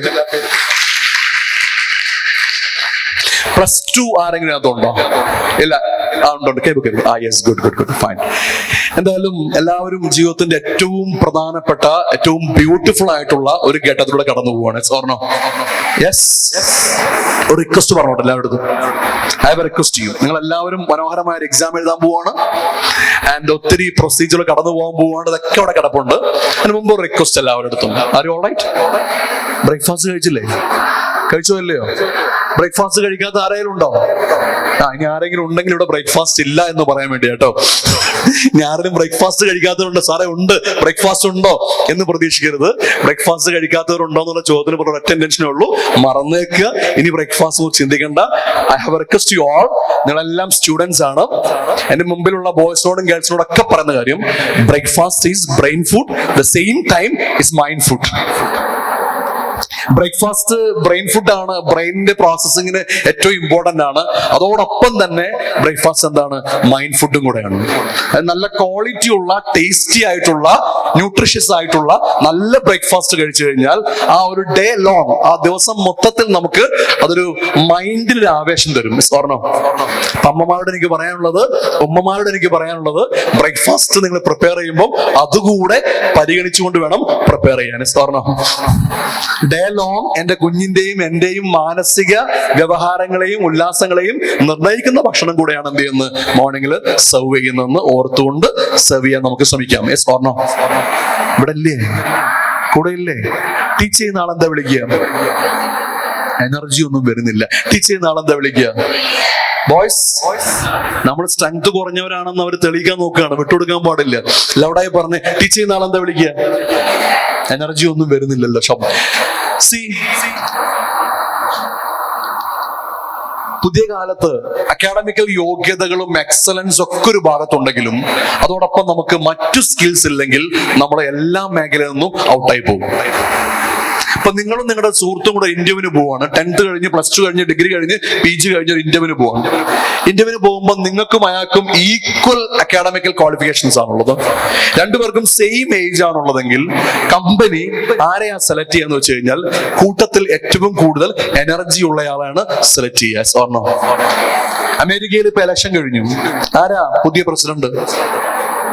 പുതിയ പഴയ പ്രസിഡന്റ് ആരാണ്? വേഗം പറ. ട്രംപ് ആണല്ലോ. എന്റെ കുറെ സുഹൃത്തുക്കളുണ്ട് അവിടെ US-ൽ, മലയാളികൾ തന്നെയാണ്. അപ്പൊ ഞാൻ അവരുമായിട്ട് കൺവേഴ്സ് ചെയ്യാറുണ്ട് ഇലക്ഷൻ സമയത്തൊക്കെ. എങ്ങോട്ടാണ് ഇലക്ഷൻ പോകുന്നത്, എന്താണ് സ്ട്രാറ്റജി എന്നൊക്കെ. അവരൊക്കെ പറഞ്ഞ കാര്യം, ഇലക്ഷൻ സമയത്ത് അവരുടെയൊക്കെ കാഴ്ചപ്പാടിൽ ട്രംപിനേക്കാൾ ഏറ്റവും മികച്ച കാൻഡിഡേറ്റ് കമല ഹാരിസ് ആണ്. അപ്പൊ ഞാൻ ചോദിച്ചു എന്തുകൊണ്ട്. അവർ പറഞ്ഞു കമല ഹാരിസിന്റെ പൊളിറ്റിക്കൽ ബാക്ക്ഗ്രൗണ്ട്, അവർ പ്രവർത്തിച്ച മേഖലകൾ, ഇതെല്ലാം അവർ പറഞ്ഞു ട്രംപിനേക്കാൾ എന്തുകൊണ്ടും മികച്ച കാൻഡിഡേറ്റ് ആരാണ്? കമലയാണ്. പക്ഷെ എന്നിട്ടും ജയിച്ചത് ആരാണ്? ട്രംപാണ്. ട്രംപ് ജയിക്കാനുള്ളതിന്റെ പുറകിലെ കുറെ പൊളിറ്റിക്കൽ ഗെയിംസ് ഉണ്ടായിരിക്കാം, പൊളിറ്റിക്കൽ സ്ട്രാറ്റജി ഉണ്ടായിരിക്കാം. ഇതൊക്കെ മാറ്റി വെച്ച് കഴിഞ്ഞാലും എന്റെ ഒരു സുഹൃത്ത് പറഞ്ഞത് കമലക്കില്ലാത്ത ട്രംപിനുള്ള ഞാൻ കണ്ടൊരു ക്വാളിറ്റി, ഒരുപാട് ക്വാളിറ്റീസ് ഉണ്ടായിരിക്കാം, ഞാൻ കണ്ടൊരു ക്വാളിറ്റി, കമലയേക്കാൾ, ബൈഡനേക്കാൾ ട്രംപിന് നല്ല എനർജി ഉണ്ട്. സത്യമാണ്. ബാക്കിയുള്ള പൊളിറ്റിക്കൽ ഡിവിഷനും ഡിസ്ക്രിമിനേഷനും മറ്റു ഇഷ്യൂസ് ഒക്കെ മാറ്റി വെച്ച് കഴിഞ്ഞാലും അങ്ങനെ നല്ല എനർജി ഉണ്ട്. ഓർണോ? ഇവിടെ അല്ലേ PM ഓഡിറ്റോറിയത്തിൽ വന്നിരിക്കുമ്പോൾ മുമ്പ് നിങ്ങളുടെ കല്യാണത്തിന് വന്നിട്ടുണ്ടാവും. ഇരുത്തിരിക്കരുത് കേട്ടോ. കല്യാണത്തിന് വന്നതല്ല, നമ്മളിവിടെ നടക്കുന്ന സെഷൻസിനൊക്കെ പൂർണ്ണമായിട്ട് മെന്റലി ഇന്റലക്ച്വലി പാർട്ടിസിപ്പേറ്റ് ചെയ്യാൻ വന്നതാണ്. ആ പൂർണ്ണ ബോധ്യം എനിക്ക് നിങ്ങൾക്ക് എല്ലാവർക്കും ഉണ്ടാവണമെന്ന് ആമുഖമായിട്ട് പറയാണ്. നല്ല എനർജിയോടെ പറഞ്ഞ് ടീച്ച് ചെയ്യുന്ന ആളെന്താ വിളിക്കുക? ഗേൾസിന് ശബ്ദം ഉയർന്നു, ബോയ്സിന് ശബ്ദം അല്പം കൂടെ ഉയർന്നു കേട്ട് കഴിഞ്ഞാൽ സന്തോഷമായി. ഈ ശബ്ദം ഉയർത്തി ഉയർത്തി ഉയർത്തി ഇവന്മാര് എല്ലായിടത്തും എത്തിയിട്ടോ. പണ്ട് നമുക്ക് 10th റിസൾട്ട് വരുമ്പോ ബോയ്സ് ആയിരുന്നു ടോപ്പിലുണ്ടായിരുന്നത്, പിന്നീട് ഗേൾസ് ആയി. +2 എത്തിയപ്പോഴും ഗേൾസ് ആയി. പിന്നെ എൻട്രൻസിന്റെ റിസൾട്ട് വന്നപ്പോ ആദ്യം ബോയ്സ് ആയിരുന്നു, അപ്പൊ അവിടെയും ഗേൾസ് ആയി. അപ്പൊ ഞങ്ങൾ പറഞ്ഞു അത് മെഡിക്കൽ അല്ലേ, അത് അങ്ങനെയല്ലേ, എങ്ങനെയല്ലേ എന്നൊക്കെ പറഞ്ഞു. ഇപ്പൊ IIT-ൽ പോകുമ്പോഴും, എയിംസ് പോകുമ്പോഴും, ജിപ്മറിൽ പോകുമ്പോഴും, നൈസറിൽ പോകുമ്പോഴും, എവിടെ പോവാണെങ്കിലും നമുക്ക് കാണാൻ കഴിയുക കൂടുതൽ ഗേൾസിനെയാണ്. ഗേൾസ് ക്ലാപ്പ് ചെയ്യും. നിങ്ങളാ പറഞ്ഞത്. പ്രൊഫഷണൽ കോളേജുകളിലൊക്കെ പോകുന്ന സമയത്ത് ബോയ്സ് ഗേൾസ് റേഷ്യോ അത് 80-20 ഒക്കെ ആവുന്നുണ്ട്.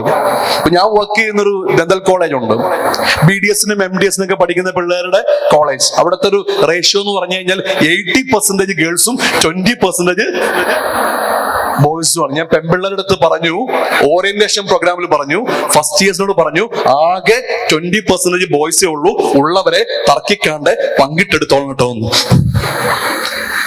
Not making any wrong relationships, എന്തെങ്കിലും തെറ്റായ ബന്ധങ്ങൾ സ്ഥാപിക്കാനല്ല, മറിച്ച് നല്ല സൗഹൃദങ്ങൾ സ്ഥാപിക്കാൻ. Or no? Are you all right? ഇവിടെ ഇല്ലേ, കൂടെ ഇല്ലേ? Are you all right?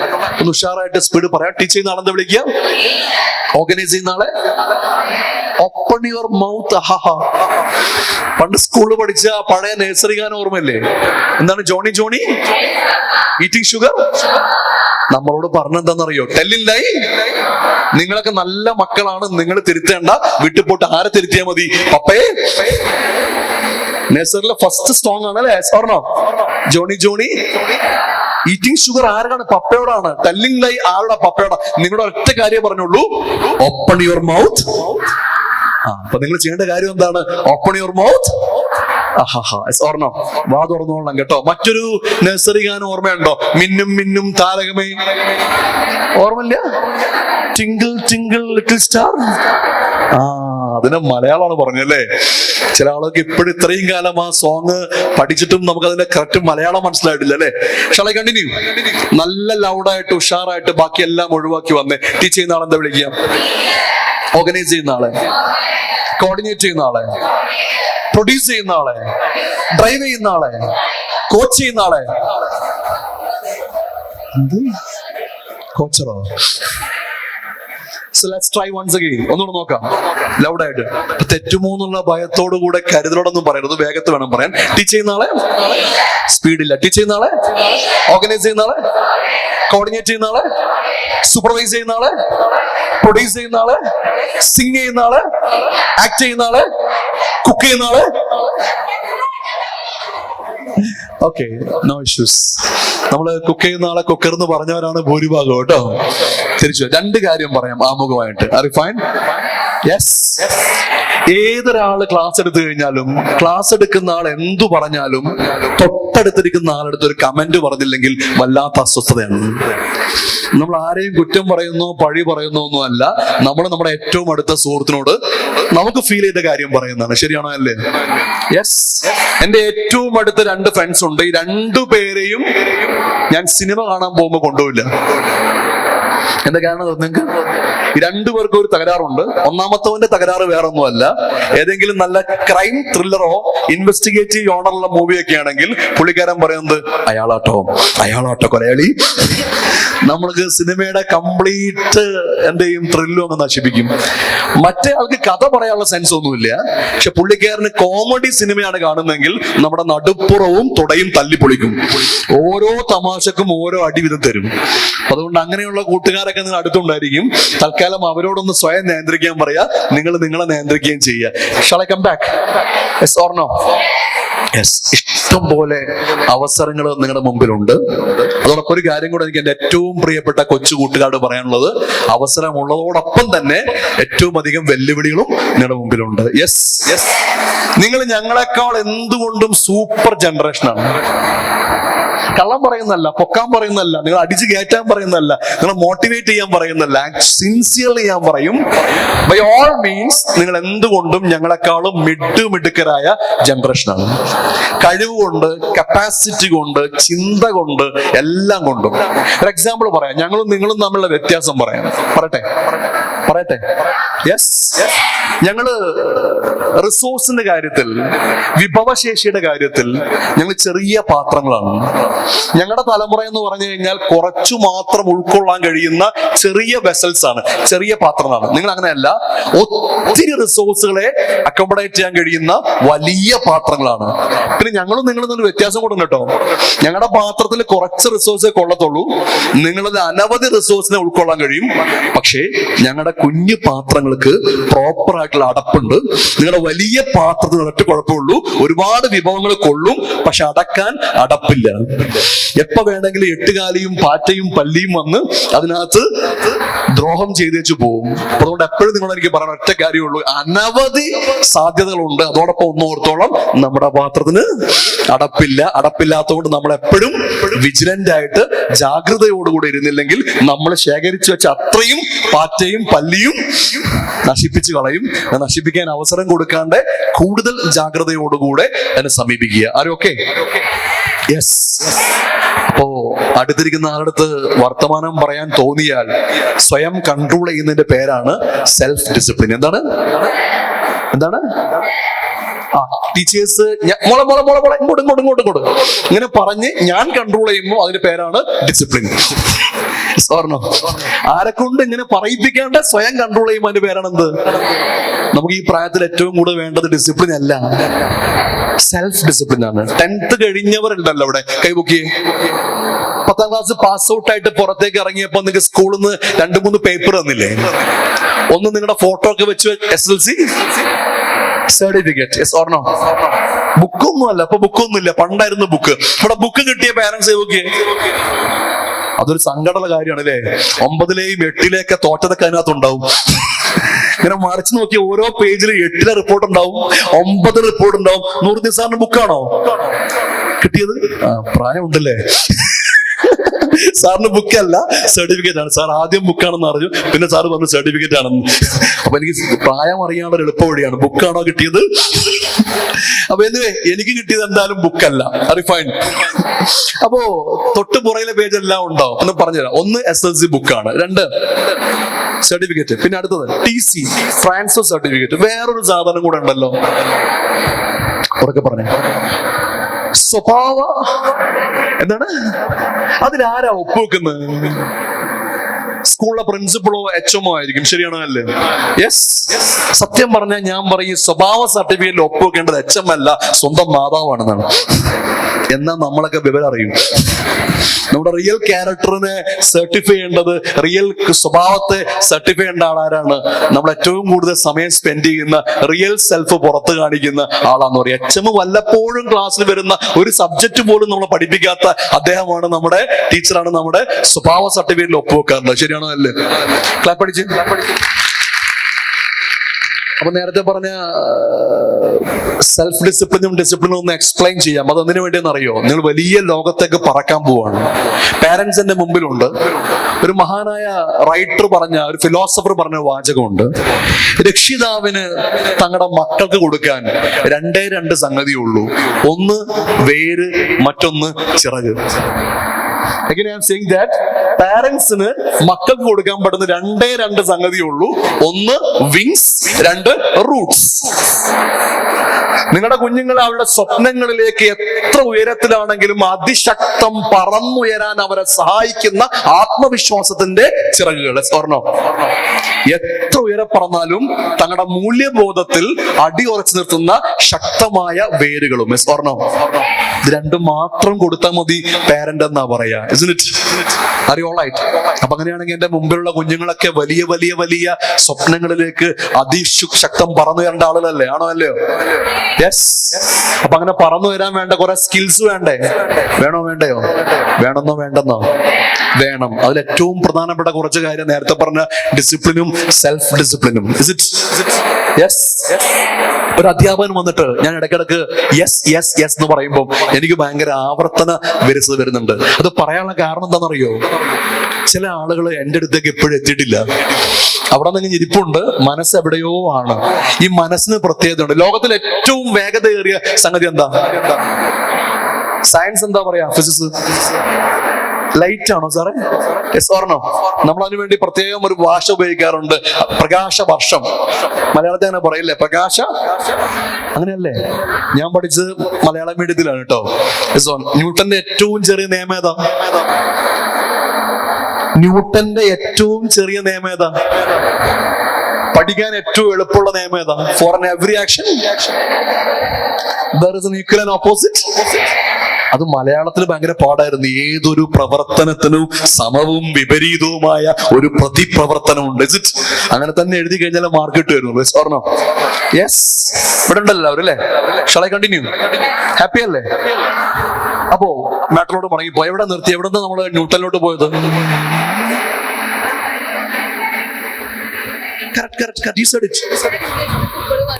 ചില ആളുകൾ എന്റെ അടുത്തേക്ക് ഇപ്പോഴും വന്നിട്ടില്ല. Very good. ക്ലാപ്പ് കൊടുത്ത്. ഏറ്റവും അടുത്തേക്ക് വന്നു എല്ലാവരും കേട്ടോ. എന്നിട്ട് ഞാൻ ചോദിച്ചു ഏറ്റവും വേഗതയേറിയ സംഗതി എന്താന്ന് ചോദിച്ചു. അപ്പോഴാണ് പ്രകാശവർഷം പറഞ്ഞത്. ഓർണോ? പ്രകാശം പറഞ്ഞത്. എങ്കിൽ ഞാൻ പറയും പ്രകാശത്തെക്കാൾ വേഗതയുള്ള സംഗതി ഉണ്ട്. ഒരു കഥ പറയട്ടെ? കഥ പറയാൻ ശ്രമിച്ചോട്ടെ? പറയില്ല, ശ്രമിച്ചോട്ടെ. റെഡിയാണല്ലോ? അമേരിക്കയിലെ അതിമനോഹരമായ പച്ച വിരിച്ച പെൻസിൽവാനിയിലെ പച്ച വിരിച്ച സുന്ദരമായ ഒരു പച്ച കുന്നിന്റെ താഴ്വാരം. മനോഹരമായ ഫുൾ ഓഫ് ഗ്രീനറി എന്ന് പറയാൻ പറ്റുന്ന ഒരു കുന്നിന്റെ താഴ്വാരത്തിൽ ആ കുന്നിനോട് ചേർന്നുകൊണ്ട് വളഞ്ഞു പുളഞ്ഞു പോകുന്ന ഒരു റോഡ്. യെസ്. ടാർ ചെയ്യാത്ത റോഡ്. ആ റോട്ടിലൂടെ, ടാറിടാത്ത റോട്ടിലൂടെ ഒരു അഡോളസെൻസിലുള്ള കൗമാരത്തിലുള്ള ഒരു പയ്യൻ സൈക്കിൾ ചവിട്ടി പോവാണ്. വെറുതെ പറഞ്ഞതാണ്. ഈ സമയം കൊണ്ട് നിങ്ങൾ സ്വന്തമായിട്ട് അമേരിക്കയിലെ പെൻസിൽവാലി ഉണ്ടാക്കി, അവിടെ പച്ചക്കുന്നുണ്ടാക്കി, അതിന്റെ താഴത്ത് വളഞ്ഞു പൊളഞ്ഞു പോകുന്ന റോഡ് ഉണ്ടാക്കി, ആദ്യം ടാർ ചെയ്തു, പിന്നെ ഞാൻ പറഞ്ഞപ്പോൾ ടാറെല്ലാം മാന്തി പൊളിച്ച് കളഞ്ഞു, മൺപാതയാക്കി. അത് കഴിഞ്ഞ് കൗമാരക്കാരനെ വിത്ത് സൈക്കിളില് നിങ്ങൾ എന്ത് ചെയ്തു? പ്രതിഷ്ഠിച്ചു. ഇതെല്ലാം എത്ര ഫ്രാക്ഷൻ ഓഫ് സെക്കൻഡ്സിന്റെ ഉള്ളിലാണ് സംഭവിച്ചത്. ഓർണം, ലോകത്തിൽ ഏറ്റവും വേഗതയേറിയ ഒന്നെന്താണ്? നമ്മുടെയൊക്കെ മനസ്സാണ്. ഓർണം, നമ്മുടെയൊക്കെ ഇമാജിനേഷനും തോട്ടും ഒക്കെ അടങ്ങിയ ഈ പ്രോസസ്സാണ്. Clear or not? അപ്പൊ ഇതിനൊരു അപകടം ഉണ്ട്. എന്താണെന്നറിയോ? ഇവിടെ ഇരുന്ന് എങ്ങോട്ടെങ്കിലും പോകും, പോകരുത്. ആ മൈൻഡിനെ കൂടെ പിടിക്കുക. റെഡിയാണ് എല്ലാവരും? ഓർണം. ഒരു ടീച്ചർ വന്ന് ചോദിച്ചു പിള്ളേരുടെ അടുത്ത് ഡിസിപ്ലിനും സെൽഫ് ഡിസിപ്ലിനും തമ്മിലുള്ള വ്യത്യാസം ചോദിച്ചു. പിള്ളേർ പല ഉത്തരവും പറഞ്ഞു. ഇദ്ദേഹം സാറ്റിസ്ഫൈഡ് ആയില്ല. സാറ്റിസ്ഫൈഡ് ആവാതായപ്പോ പുള്ളിക്കാരൻ മറ്റൊരു ചോദ്യം ചോദിച്ചു. അദ്ദേഹം മിടുക്കനായ അധ്യാപകനാണ്. മിടുക്കനായ അധ്യാപകർ ഒരിക്കലും റെഡിമെയ്ഡ് ഉത്തരം കൊടുക്കില്ല. മിടുക്കനായ അധ്യാപകർ എന്ത് ചെയ്യും? ഒരു ചോദ്യം ചോദിച്ചു കഴിഞ്ഞാൽ ആ ഉത്തരത്തിലേക്ക് എത്തിയില്ലെങ്കിൽ അവർ മറു ചോദ്യങ്ങളിലൂടെ ആ ഉത്തരത്തെ എത്തിക്കാൻ ശ്രമിക്കും. ഓർണം. യെസ്. ഇപ്പൊ നമ്മൾ സയൻസ് പഠിക്കാൻ വേണ്ടി പോകുന്നുണ്ട് നിങ്ങൾ, അല്ലെ? മാത്സ് പഠിക്കാൻ പോകും നിങ്ങൾ ഫ്യൂച്ചറിൽ. സയൻസ് +2 മാത്സ് പഠിക്കുന്നവർക്ക് അറിയാം, താഴോട്ടും പോവാം മുകളിലോട്ടും പോവാം. ആൻസർ ക്വസ്റ്റ്യനിലോട്ടും വരാം. ക്വസ്റ്റ്യൻ +2 സയൻസ് പഠിച്ചൊരു +2 ഇന്റഗ്രേഷൻ അറിയാലോ. ഓർണം. യെസ് സാറേ പറയല്ലേ എന്ന് പറയുന്നവരുണ്ട്. എനിവേ, നമുക്ക് അദ്ദേഹം ചോദ്യം എന്തായിരുന്നു? എന്താണ് ഡിസിപ്ലിനും സെൽഫ് ഡിസിപ്ലിനും വ്യത്യാസം ചോദിച്ചു. ഉത്തരം പിള്ളേര് പറയാതായപ്പം പുള്ളി രണ്ടാമത് ചോദ്യം ചോദിച്ചു. ആ ചോദ്യം ഇതാണ്: എന്താണ് വീടും ജയിലും തമ്മിലുള്ള വ്യത്യാസം? എന്താണ് വീടും ജയിലും തമ്മിലുള്ള വ്യത്യാസം? പ്രിസൺ ആൻഡ് ഹോം ഡിഫറൻസ് എന്താണെന്ന് ചോദിച്ചു. ആ ഉത്തരം പല കുട്ടികളും പറഞ്ഞു വിളിച്ചു പറഞ്ഞു. ചില പിള്ളേർ പറഞ്ഞു, എന്താ വീടും ജയിലും തമ്മിലുള്ള വ്യത്യാസം ലളിതമാണ്. വീട്ടിൽ ദോശ കിട്ടും, ജയിലിൽ ഗോതമ്പുണ്ട കിട്ടും. ജയിലിൽ ഗോതമ്പുണ്ട ഒന്നും അല്ല, ജയിലിൽ നല്ല മെനു ആണ് കേട്ടോ. നല്ല ബിരിയാണിയൊക്കെ ഉണ്ട്. ആരും കഴിക്കാൻ ആഗ്രഹിക്കരുത് കേട്ടോ. എന്തായാലും ഒരു പെൺകുട്ടി എഴുന്നേറ്റ് നിന്നിട്ട് ഡിഫറന്റ് ആയിട്ടുള്ള, മനോഹരമായിട്ടുള്ള, ക്രിയേറ്റീവ് ആയിട്ടുള്ള ഉത്തരം കൊടുത്തു. അതെങ്ങനെയാണ്? ജയിലും വീടും തമ്മിലുള്ള വ്യത്യാസം എന്റെ കാഴ്ചപ്പാടിൽ, എന്റെ പെർസ്പെക്റ്റീവിൽ സിമ്പിൾ ആണ്.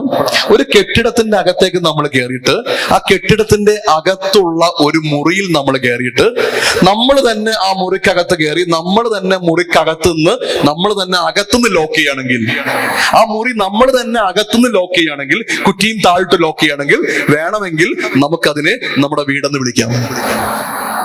ആ മുറിയിലേക്ക് നമ്മൾ കയറി ഉടനെ പുറത്തുനിന്ന് ഒരാൾ വന്നിട്ട് ആ ഡോറ് പുറത്തുനിന്ന് ലോക്ക് ചെയ്യുകയാണെങ്കിൽ അതിനെ ജയിലെന്നും വിളിക്കാം. അധ്യാപകൻ പറഞ്ഞു, ബ്യൂട്ടിഫുൾ ആൻസർ. ഇത് തന്നെയാണ് ഡിസിപ്ലിനും സെൽഫ് ഡിസിപ്ലിനും തമ്മിലുള്ള വ്യത്യാസം. അകമേ നമ്മൾ തുറക്കുകയും അകമേ നമ്മൾ അടക്കുകയും അകമേ നമ്മൾ നിയന്ത്രിക്കുകയും ചെയ്യുമ്പോൾ അതിനെ പറഞ്ഞ പേരാണ് സെൽഫ് ഡിസിപ്ലിൻ. അധ്യാപകരും ടീച്ചേഴ്സും പാരന്റ്സും സൊസൈറ്റിയും ഗവൺമെന്റും പോലീസും ഒക്കെ നമ്മുടെ പുറകെ നടന്ന് നമ്മളെ കൊണ്ട് ചെയ്യരുതെന്ന് പറഞ്ഞ് ചെയ്യിപ്പിക്കുമ്പോൾ അത് ഡിസിപ്ലിനാണ്. ഇനിയെങ്കിലും നിങ്ങൾ ഈ പ്രായത്തില് സെൽഫ് ഡിസിപ്ലിൻ പ്രാക്ടീസ് തുടങ്ങുമ്പോഴാണ് ചുറ്റുമുള്ള ആളുകൾക്ക് നിങ്ങൾ എന്ത് ചെയ്യുന്നത്. നമുക്ക് ഏറെ സ്നേഹാദം നിറഞ്ഞ ബഹുമാനായ MLA എത്തിയിട്ടുണ്ട്. ഓക്കെ സാറ് നല്ല ക്ലാപ്പോട് സ്വീകരിച്ച്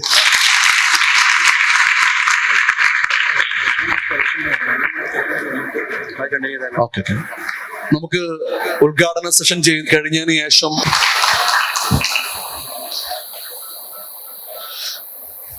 thank you sir four receiving this.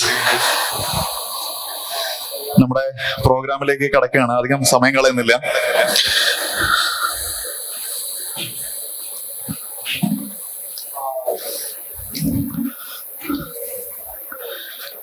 നമ്മൾ പ്രോഗ്രാം സ്റ്റാർട്ട് ചെയ്യുന്നതിന് മുമ്പ്, ഈ ഒരു സെഷൻ സ്റ്റാർട്ട് ചെയ്യുന്നതിന് മുമ്പ് നമുക്ക് കഴിഞ്ഞ വർഷത്തെ ഓർക്കേണ്ടതുണ്ട്.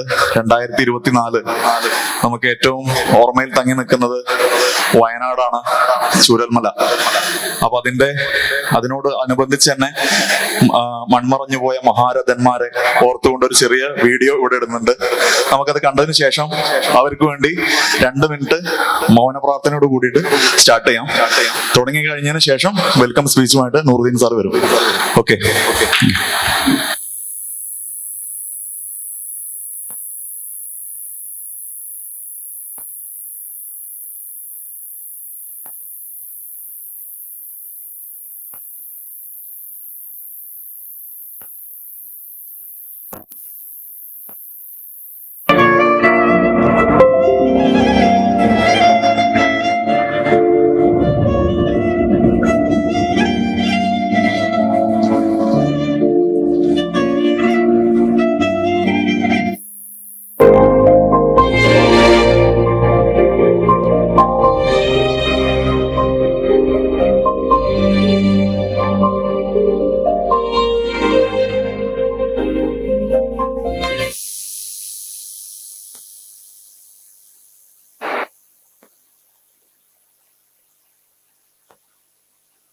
യെസ്, വെൽക്കം സ്പീച്ചിനായി നൂറുദ്ദീൻ സാറെ ക്ഷണിക്കുന്നു.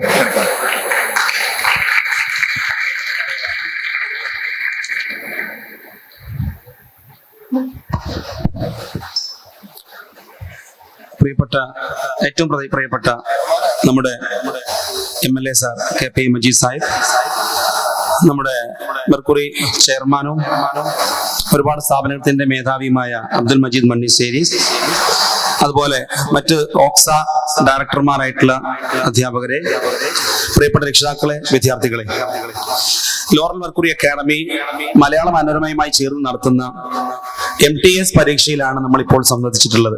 10ാം ക്ലാസ് വിദ്യാർത്ഥികൾക്ക് വേണ്ടിയിട്ട് എല്ലാ വർഷവും മെർക്കുറി അക്കാഡമി നടത്തുന്ന ഈ പരീക്ഷ 25 ലക്ഷം രൂപ സ്കോളർഷിപ്പും മുന്നിലെത്തുന്ന വിദ്യാർത്ഥികൾക്ക് ക്യാഷ് അവാർഡ് നൽകി വിദ്യാർത്ഥികളെ ഉന്നതിയിലേക്ക് എത്തിക്കാൻ വേണ്ടി സപ്പോർട്ട് ചെയ്യുന്ന ഒരു പരീക്ഷയാണ്.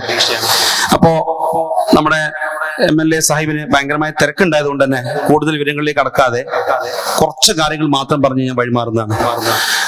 2018 എഡ്രിക്കോട് സ്ഥാപിതമായ മെർക്കുറി അക്കാഡമി 1ാം വർഷം തന്നെ എയിംസിലേക്ക് അഡ്മിഷൻ നേടി അതിന്റെ വരവ് അറിയിച്ച് എല്ലാ വർഷവും ഉന്നത റിസൾട്ടുകൾ നേടി നമ്മുടെ മലപ്പുറം ജില്ലയിൽ ഒരു നിറസാന്നിധ്യമായി എൻട്രൻസ് കോച്ചിങ് മേഖലയിൽ നിറഞ്ഞു നിൽക്കുകയാണ്. അവസാന വർഷത്തെ നീറ്റ് എക്സാം ആണെങ്കിലും JEE എക്സാം ആണെങ്കിലും ഉന്നത റിസൾട്ടുകളായിരുന്നു നമ്മുടെ സ്ഥാപനത്തിൽ നിന്ന് ലഭിച്ചത്. 693 എന്ന ടോപ്പ് സ്കോറുമായിട്ട് ഗവൺമെന്റ് മെഡിക്കൽ കോളേജ് കാലിക്കറ്റിലേക്ക് നമ്മുടെ കുട്ടി ഈ വർഷവും കയറി ചെന്നു. ആ വിദ്യാർത്ഥികളൊക്കെ അനുമോദിക്കുന്ന ചടങ്ങ് കൂടി ഇവിടെ നടക്കാനിരിക്കുന്നുണ്ട്. അതോടൊപ്പം തന്നെ വലിയ പെർസെന്റേജ് മാർക്കോട് കൂടിയിട്ട് NIT-കളിലൊക്കെ അഡ്മിഷൻ നേടിയ വിദ്യാർത്ഥികളൊക്കെ നമ്മുടെ സ്ഥാപനത്തിന്റെ പാർട്ടായിട്ടുണ്ട്. എല്ലാവരും ഒരുപാട് പറ്റുന്ന പേരുകളൊക്കെ ഇവിടെ എത്തിച്ചേർന്നിട്ടുണ്ട്. അതൊക്കെ സന്ദർഭത്തിനനുസരിച്ച് നമുക്ക് അവർക്കൊക്കെ അവസരം കൊടുക്കുന്നതാണ്. അപ്പോ ഞാൻ എന്റെ കർത്തവ്യത്തിലേക്ക് കടക്കുകയാണ്. ഈ പ്രോഗ്രാം നമ്മുടെ ഇത്തരം ഒരു പ്രോഗ്രാമിലെ തിരക്കിനിടയിലും നമ്മുടെ ക്ഷണം സ്വീകരിച്ചെത്തിയ ശ്രീ KP മജീദ് സാഹിബിനെ ഞാൻ ഹൃദയപൂർവ്വം ഈ പ്രോഗ്രാമിലേക്ക് സ്വാഗതം ചെയ്യുന്നു. അതേപോലെ നമ്മുടെ പ്രസിഡന്റ് നമ്മുടെ ചെയർമാൻ മജീദ് സാറിനെയും സ്വാഗതം ചെയ്യുന്നു. അതുപോലെ മനോരമയുടെ ഭാഗത്തുനിന്ന് സർക്കുലേഷൻ മാനേജർ, അദ്ദേഹം അതിന് മുൻപ് എറണാകുളം സൈഡിലായിരുന്നു, ഇപ്പോ നമുക്ക് നമ്മുടേതായ ശ്രീ രഞ്ജിത്ത് തോമസ് അവർകളെ സ്വാഗതം ചെയ്യുന്നു. അതുപോലെ നമ്മുടെ മെർക്കുറിയുടെ administrative director Shri Zakir sir, അതുപോലെ ഓക്സ ഡയറക്ടേഴ്സ് ആയിട്ടുള്ള Javed sir, Rasheed sir, Jaffar sir, അതുപോലെ നമ്മുടെ പാരന്റ്സും പിന്നെ നമ്മുടെ എല്ലാമായ വിദ്യാർത്ഥികളുടെ കണ്ണിലുണ്ണിയായ പ്രിയങ്കരനായ ട്രെയിനർ ശ്രീ നിഷാദ് പട്ടേൽ സാർ, എല്ലാവരെയും ഈ പ്രോഗ്രാമിലേക്ക് സ്വാഗതം ചെയ്ത് മജീദ് മണ്ണിശ്ശേരി സാറിനെ പ്രസിഡന്റ് അധ്യക്ഷനെ ക്ഷണിച്ചുകൊണ്ട് ഞാൻ നിർത്തുന്നു. Thank you. MLAക്ക് മന്ത്രി പങ്കെടുക്കുന്ന മറ്റൊരു പരിപാടിയിലേക്ക് പങ്കെടുക്കുന്നതുകൊണ്ട് ഉദ്ഘാടന പ്രസംഗത്തിന് വേണ്ടി ആദരപൂർവ്വം ക്ഷണിക്കുന്നു.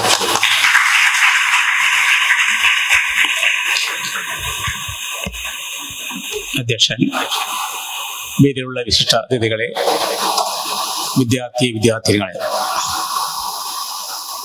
ഇതൊരു സെഷന്റെ ആരംഭമാണ്. എന്നൊരു ഉദ്ഘാടന പരിപാടി എന്ന് പറയുന്നത് ഔപചാരികത, നിങ്ങൾക്ക് എല്ലാം ഇഷ്ടമില്ലാത്തൊരു പരിപാടിയാണ് ഈ പരിപാടി. ഇവിടെ നിങ്ങൾ വന്നെത്തിയിട്ടുള്ളത് ഇവിടെ കോച്ചിങ്, അതുപോലെ നിങ്ങൾക്ക് മാർഗനിർദ്ദേശങ്ങളെല്ലാം നൽകാൻ വേണ്ടിയുള്ള ഒരു പരിപാടിയാണ് എന്ന് എല്ലാവർക്കും അറിയാം. ധാരാളം കുട്ടികൾ ഈ സമീപകാലത്ത് ഇങ്ങനെ നന്നായി അവർക്ക് ഭാവി കരുപ്പിടിപ്പിക്കത്തക്ക രീതിയിലുള്ള പുതിയ മേഖലയിലേക്ക് എത്തിച്ചേരാൻ വേണ്ടിയുള്ള ശ്രമങ്ങളുടെ ഭാഗമായി ഇവിടെ പറയുന്ന പോലെ മെർക്കുറിയും അതുപോലെ മനോരമയും എല്ലാം സഹകരിച്ചുകൊണ്ട് പരിപാടികൾ നടത്തിക്കൊണ്ടിരിക്കുകയാണ്. നമ്മുടെ ജില്ല എന്ന് പറഞ്ഞാൽ വിദ്യാഭ്യാസപരമായി വളരെ പിന്നോക്കം നിന്ന ഒരു ജില്ലയായിരുന്നു നിങ്ങൾക്ക് എല്ലാവർക്കും അറിയാം. ഇന്ന് നല്ല മാർക്ക് വാങ്ങുന്ന കേരളത്തിൽ തന്നെ മുന്നോക്ക ജില്ലകളുമായി മത്സരിച്ച് നല്ല മാർക്ക് വാങ്ങുന്ന ധാരാളം കുട്ടികൾ നമ്മുടെ ഈ ജില്ലയിൽ നിന്നുണ്ട് എന്ന് നമുക്ക് എല്ലാവർക്കും അറിയാം. ഈ കഴിഞ്ഞ ദിവസം ഒരു ദരിദ്രമായിട്ടൊരു കുടുംബത്തിലെ കുട്ടി മണിക്കൂറുകൾ വിമാനം പറപ്പിച്ചതിന് വേണ്ടി സ്വീകരണമൊക്കെ ഇവിടെ നൽകിയിരുന്നു. ഇതേ ജില്ലയിൽ തന്നെ ഒരു പെൺകുട്ടി ഒരു പുതിയ നക്ഷത്രം കണ്ടുപിടിച്ചത് നിങ്ങൾക്ക് എല്ലാവർക്കും അറിയാം. വളരെ നല്ല മേഖലയിൽ ധാരാളം കുട്ടികൾ വരികയാണ്. പെൺകുട്ടികളായിട്ട് മുന്നിൽ ഇവിടെ തന്നെ ധാരാളം പെൺകുട്ടികളാണ്. ഞാൻ പോകുന്ന എല്ലാ കോളേജിലും പെൺകുട്ടികൾ കാണും. ആൺകുട്ടികൾ വളരെ കുറവാണ്. പെൺകുട്ടികൾ അത്രയും ശക്തമായുള്ള മുന്നേറ്റം നമ്മുടെ ജില്ലയിൽ നടക്കുകയാണ്. നല്ല മാർക്ക് മത്സര പരീക്ഷയിലൊക്കെ നല്ല മാർക്ക് വാങ്ങുന്ന കുട്ടികൾ നമ്മുടെ ജില്ലയിൽ വന്നിട്ടുണ്ട്. നേരത്തെ അറിയാം ഡോക്ടർ എഞ്ചിനീയർ എന്നുള്ള ഒരു ലക്ഷ്യത്തോടുകൂടി പോയിട്ടുണ്ടെങ്കിൽ അതൊന്ന് വ്യത്യസ്തമായി വിവിധ മേഖലകളിൽ നമ്മളെന്നും ആലോചിക്കാത്ത കഴിയാത്ത രീതിയിലുള്ള വിവിധ മേഖലയിലേക്ക് നമ്മുടെ കുട്ടികൾ പോവുകയാണ്. സാധാരണ പള്ളിക്കൂടത്ത് ജയിച്ച മലപ്പുറം ജില്ലയിലെ കുട്ടികൾ പലരും സിവിൽ സർവീസ് പരീക്ഷ പാസ്സായി ഇന്ത്യയിലെ വിവിധ സംസ്ഥാനങ്ങളിൽ പ്രവർത്തി നമുക്ക് കാണാൻ കഴിയും. നമ്മൾ അധ്വാനിച്ചാൽ, നമ്മൾ പ്രയത്നിച്ചാൽ നമുക്ക് എവിടെയും ഏത് ഉയരത്തിലും എത്തിച്ചേരാൻ കഴിയുമെന്ന് നിങ്ങൾ മനസ്സിലാക്കണം. നല്ല ബുദ്ധി വൈഭവമുള്ള, നല്ല കഴിവുള്ള, ടാലന്റ് ആയിട്ടുള്ള, പ്രോത്സാഹിപ്പിച്ചാൽ വളരെ ഉന്നതിയിൽ എത്താൻ കഴിയുന്ന ധാരാളം കുട്ടികൾ നമ്മുടെ ജില്ലയിൽ ഉണ്ട് എന്നത് സത്യമാണ്. അത് പരമാവധി ഉപയോഗപ്പെടുത്താൻ ഇതുപോലുള്ള ക്ലാസുകൾ വരാനും അത് ഉപയോഗപ്പെടുത്താനും അതിനെ പ്രവർത്തിക്കുന്ന ഏജൻസികളുമായി സഹകരിച്ചുകൊണ്ട് മുന്നോട്ട് പോകാൻ രക്ഷിതാക്കളൊക്കെ ശ്രമിച്ചാൽ തീർച്ചയായും നല്ലൊരു റിസൾട്ട്, നല്ലൊരു ഉയർച്ച നമുക്ക് എല്ലാവർക്കും ഉണ്ടാക്കാൻ കഴിയും എന്ന് ഞാൻ പ്രത്യേകം നിങ്ങളോട് പറയേണ്ട കാര്യമില്ല. നമ്മുടെ വിദ്യാർത്ഥി ലോകത്തെ സംബന്ധിച്ച്, നമ്മുടെ ചുറ്റുപാടുകളെ സംബന്ധിച്ചറിയാം, വളരെയധികം പ്രയാസകരമായ ചുറ്റുപാടിലേക്ക് പോവുകയാണ്. ലഹരിയുടെ അടിമകളായി, അതുപോലെയുള്ള തിന്മയുടെ വക്താക്കളായി പലരും ക്യാമ്പസിനെ ചുറ്റും വന്നിക്കൊള്ളുന്ന ഒരു കാലത്ത് ആ ചതിക്കുഴിലൊന്നും പെടാതെ നമ്മുടെ ദൗത്യം ഏറ്റവും പ്രധാനമാണ്. അത് പഠിക്കുകയാണ് നമ്മുടെ ഒരു ഭാവി ജീവിതത്തിൽ നമ്മുടെ സ്വപ്നം കണ്ടുകൊണ്ട് ആ സ്വപ്നത്തിലേക്കുള്ള ഒരു പ്രയാണത്തിലാണ് നമ്മൾ എല്ലാവരും എന്ന് മനസ്സിലാക്കിക്കൊണ്ട് ജാഗ്രതയോടുകൂടി കാര്യങ്ങൾ കാണാനും ആ രീതിയിൽ മുന്നോട്ട് പോകാൻ നമുക്ക് കഴിയണം എന്ന് മാത്രമാണ് പറയുന്നത്. ഞാൻ എന്റെ മണ്ഡലത്തിൽ മിനിസ്റ്ററുടെ പരിപാടി 9:00-ആയിരുന്നു. ഞാൻ ഇവിടെ വരാനുള്ളത് 10:10-കാലാക്കിയതാണ്. അതുകൊണ്ട് ദീർഘമായി നിങ്ങളോട് സംസാരിക്കുന്നില്ല. വളരെ സന്തോഷം ഈ പരിപാടിയിൽ പങ്കെടുത്തതിൽ. നിങ്ങൾ എല്ലാവരെയും കണ്ടതിൽ സന്തോഷം. നല്ലൊരു ഭാവി വിജയം നിങ്ങൾക്ക് ഉണ്ടാവട്ടെ എന്ന് ആശംസിച്ചുകൊണ്ട് ഈ തുടക്കത്തിന്റെ ഉദ്ഘാടന കർമ്മം അറിയിച്ചുകൊണ്ട് ഞാൻ വിരമിക്കുന്നു.